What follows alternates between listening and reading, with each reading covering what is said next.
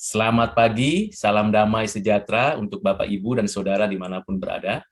Hari ini kita kembali melanjutkan pembacaan dan perenungan firman Tuhan dari Kitab Kejadian pasal 29 ayat 31 sampai dengan 35. Demikianlah firman Tuhan. Ketika Tuhan melihat bahwa Lea tidak dicintai, dibukanyalah kandungannya, tetapi Rahel mandul. Lea mengandung lalu melahirkan seorang anak laki-laki dan menamainya Ruben.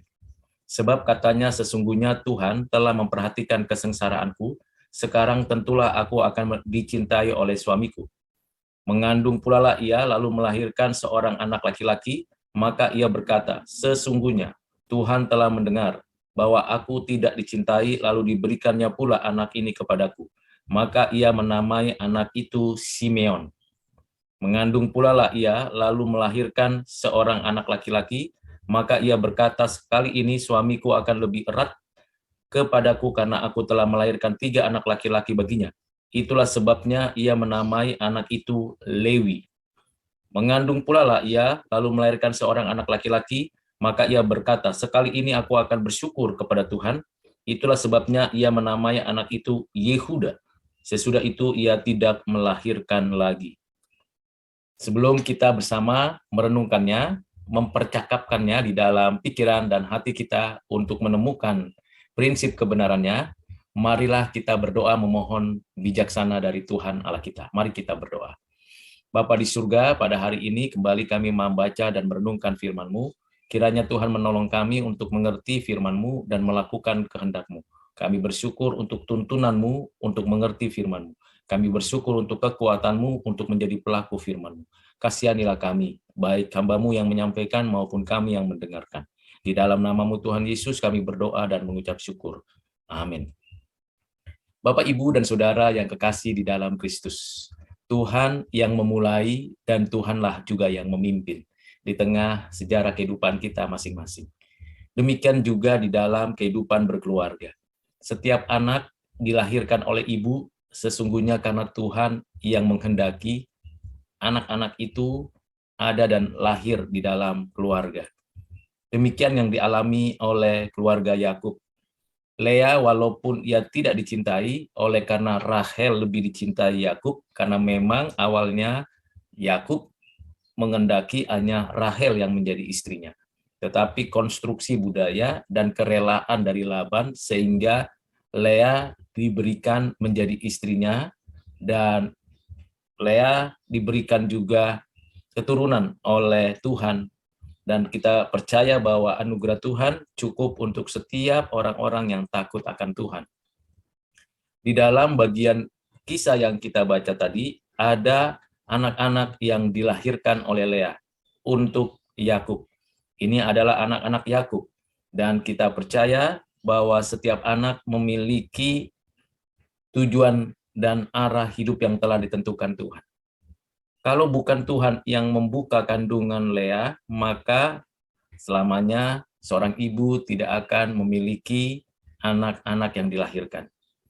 Dan kalau Tuhan sudah membuka kandungan seorang perempuan di dalam konsep konstruksi pernikahan yang Tuhan berkati, maka itu semuanya karena kasih karunia Tuhan. Demikian yang dialami oleh Lea. Walaupun Yakub tidak sepenuh hati mencintainya, tetapi Tuhan dengan kekuatan dan kuasanya menciptakan anak-anak di dalam rahim Lea.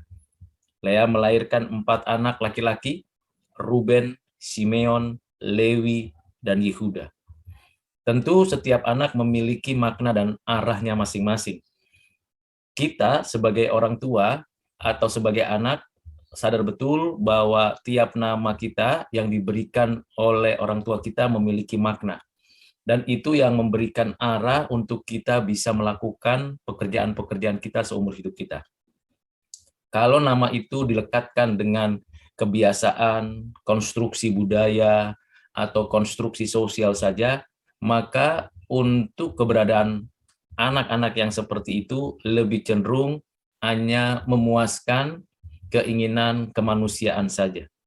Tetapi kalau nama-nama yang dilekatkan pada anak-anak dikaitkan dengan Tuhan yang beracara, Tuhan yang mengatur, maka nama-nama itu memberikan dampak kepada anak-anak yang dilahirkan di dalam sebuah keluarga. Mari kita lihat arti nama Ruben, Simeon, Lewi, dan Yehuda. Ruben itu dikaitkan namanya dengan Tuhan yang memperhatikan kesengsaraan. Ini memberikan gambaran nantinya Ruben yang berhadapan-hadapan dengan segala kemungkinan kesulitan, dan ia diperhatikan Tuhan. Tuhan yang memperhatikan, memperdulikan anak-anak di dalam kehidupan kita. Walaupun sulit, walaupun sukar, walaupun tantangan dan ancaman akan dihadapi, tetapi kalau Tuhan yang memperhatikan kita berarti ada kepedulian.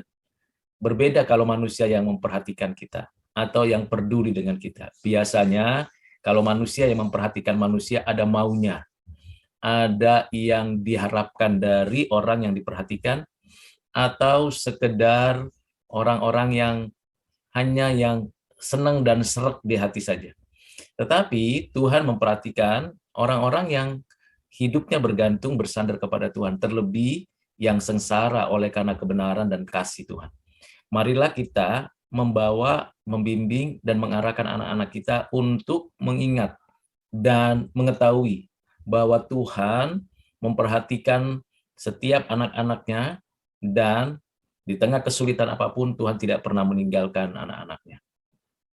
Simeon, anak kedua dari Lea untuk Yakub. Artinya anak ini adalah anak yang mendengar, dicintai oleh Tuhan. Diharapkan melalui Simeon ini, Yakub makin cinta kepada Lea. Tetapi bukan hanya itu. Diharapkan Simeon ini adalah anak yang suka mendengar dan suka mencintai. Mencintai apa yang Tuhan berikan, mencintai Tuhan lebih dari apapun. Ini prinsip yang perlu kita pegang teguh, bahwa Tuhan mencintai umatnya, mencintai anak-anaknya. Kita mendengar kisah-kisah bagaimana Tuhan berkarya di dalam sejarah umat manusia, sejarah umat Tuhan, di tengah-tengah kehidupan hamba-hamba Tuhan. Tuhan mencintai. Demikian juga kita. Kita bersyukur Tuhan setia mencintai kita. Kasih-Nya nyata melalui kematian dan kebangkitan Kristus. Kasih-Nya nyata melalui pengorbanannya dan kerelaannya. Demikian juga kita membimbing dan mendidik anak-anak kita bahwa kasih Tuhan sungguh nyata dalam kehidupan kita sehari-hari. Lewi, anak ketiga dari Lea untuk Yakub. Arti dari anak ini namanya ialah berkaitan dengan Tuhan yang memegang erat. Ada suatu hubungan yang dekat dengan Tuhan yang tidak seperti sebelumnya.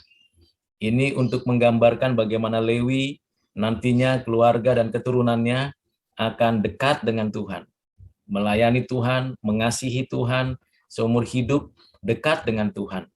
Dan memang keturunan Lewi kita tahu adalah keturunan imam-imam sepanjang sejarah hidupnya, sejarah keluarga-keluarganya. Jadi di sini kedekatan dengan Tuhan penting sekali untuk kita ajarkan kepada anak-anak kita. Bagaimana kita sebagai orang tua dan anak-anak perlu mengetahui bahwa kedekatan dengan Tuhan itu lebih penting dari kedekatan dengan sesama.